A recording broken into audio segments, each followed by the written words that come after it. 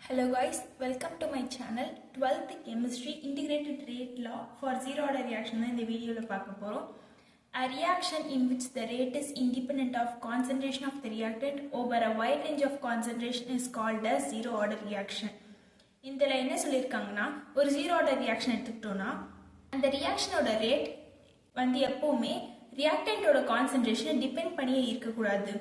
அதாவது அந்த reactantோட concentration அதிகமாக இருந்தாலும் சரி கம்மியாக இருந்தாலும் சரி ரேட் எப்பவுமே கான்ஸ்டண்ட்டாக தான் இருக்கணும். ஒரு ஜீரோ ஆர்டர் ரியாக்ஷன்ல ரேட் வந்து கான்ஸ்டண்ட்டாக தான் இருக்கணும், ரேட் மாறாமல் இருக்கணும். ஓகேவா? இப்போ அடுத்து டெரிவேஷனுக்குள்ள போயிடலாம். நமக்கு எப்பவுமே ரியாக்டன்ட்ல இருந்து தான் ப்ராடக்ட் வரும். அப்போ இங்கே ரியாக்டன்ட் நம்ம வந்து ஏன்னு எடுத்துக்கிறோம். அப்போ ஏலேருந்து நமக்கு ப்ராடக்ட் வருது, அதாவது ஏ கிவ்ஸ் ப்ராடக்ட் அப்படின்னு எழுதிட்டு. ஓகேவா? இப்போ இதுக்கு வந்து நம்ம ஒரு ரேட்ல எழுதுகிறோம். ரேட்ல எப்படி எழுதுவோம்? Rate is directly proportional to the reactant அப்படின்னு எழுதுவோம். அப்போ ரேட் இஸ் டைரக்ட்லி ப்ரொபோர்ஷனல். இங்கே ரியாக்டன்ட் என்னது? ஏ. அப்போ ஏ அப்படின்னு போட்டுக்கிறோம். இது ஜீரோ ஆர்டர் ரியாக்ஷன் அப்படின்றதுனால பவர்ல ஜீரோ போட்டுக்கிறோம். ஓகே, இந்த ப்ரொபோர்ஷனல் சிம்பிள் நம்ம போகணும் அப்படின்றதுக்காக ஒரு ப்ரொபோர்ஷனாலிட்டி கான்ஸ்டன்ட் நம்ம இங்கே ஆட் பண்ண போகிறோம். இங்கே வந்து இந்த கே அப்படின்றத ப்ரொபோர்ஷனாலிட்டி கான்ஸ்டன்ட். அப்போ கே ஆட் பண்ணியாச்சு.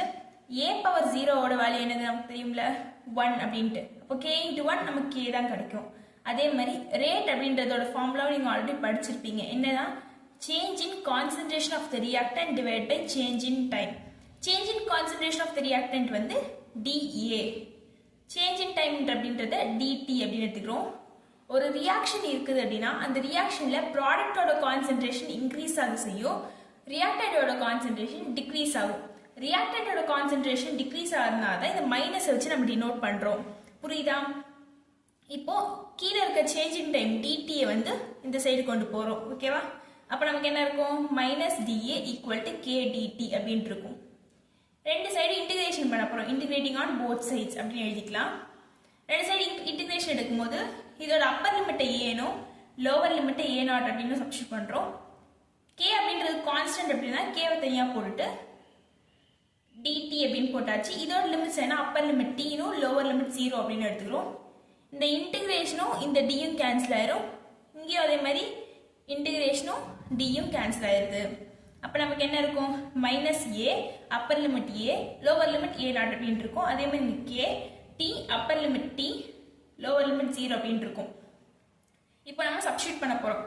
என்ன ஃபார்மேட்லாம்? Upper limit minus lower limit. அப்போ upper limit a lower limit a naught. அப்போ a minus a naught equal to k into t minus 0 அப்படின்னு இருக்கு. ஓகேவா? இப்போ இந்த மைனஸை உள்ள கொண்டு போய் மல்டிப்ளை பண்ணணும். அப்போ minus A plus A naught equal to k t minus 0 t தான் கிடைக்கும். அப்போ கே டி அப்படின்னு கிடைக்கும்.